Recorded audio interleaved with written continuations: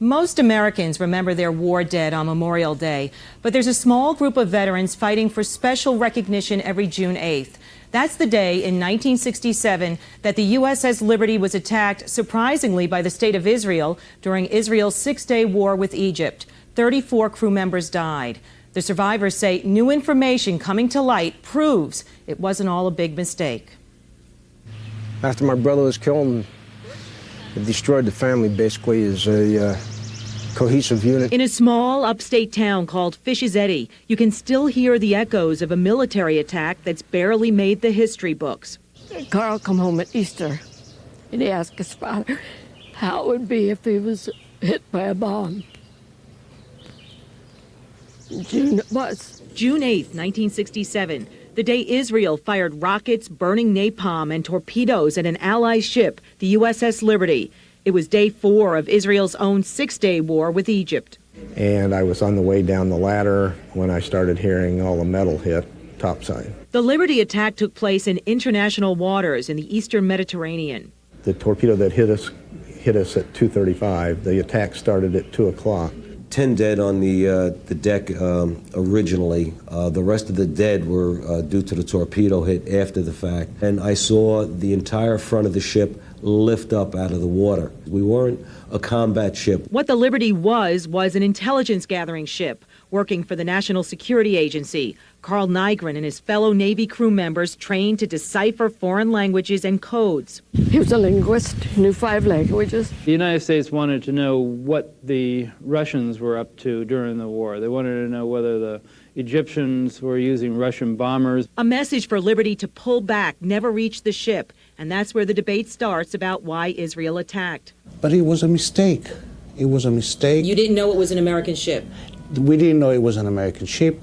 People thought at the beginning that this was an Egyptian ship, an Arab ship. But Liberty's crew has long maintained Israeli air forces were flying low enough to clearly see the American flag. Well, I, for one, know that our flag was flying, and I know for a fact they knew who we were. Author James Bamford, in his new book, Body of Secrets, says American pilots nearby told him they heard the Israeli Air Force and Navy make reference to the flag. They heard the crew members of both the plane and the torpedo boat talk about the American flag. Basically what they saw was red.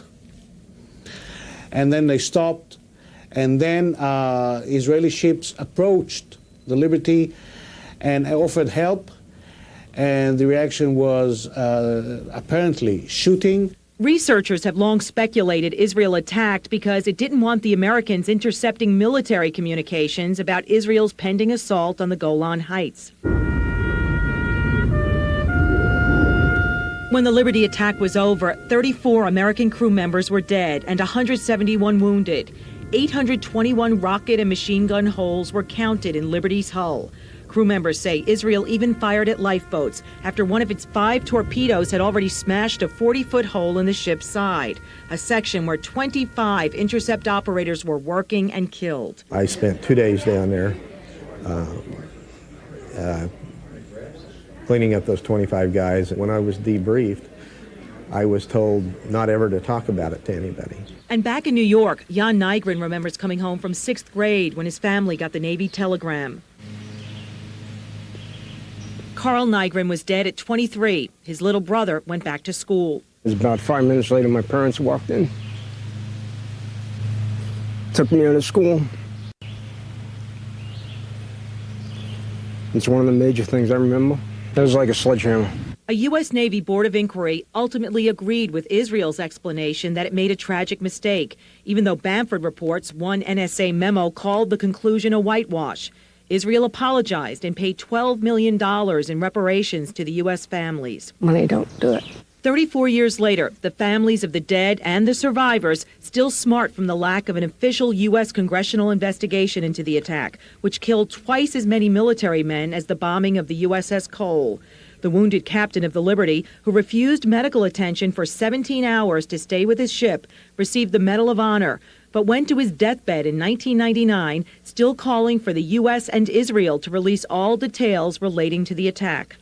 It's a very delicate topic. Nobody wants to touch Israel. Nobody wants to criticize Israel. When something horrible like this happens, whether it was an accident, even though it was an accident, Certainly, having new facts before us would be worthwhile. Philip Armstrong Jr. This past Friday, June 8th, the 34th anniversary of the Liberty attack, a small group of survivors and relatives of the dead returned to Arlington National Cemetery, where 6 of the crew members are buried in a mass grave. Don Pagalar says it took him 20 years to confront his grief. I took my Purple Heart and stuffed it in a drawer and never wanted anybody to know that I had it. Because I wasn't hurt or I didn't die. Started having nightmares. I didn't realize why I was having nightmares until I was about 31, 32. I cry for him every morning when I go into work. At the NSA Museum, the ribbon once tied to Captain McGonagall's Medal of Honor now sits with his Navy dress hat and glasses. All that's left of the Liberty is its general alarm and holiday flag. The ship was scrapped in 1968.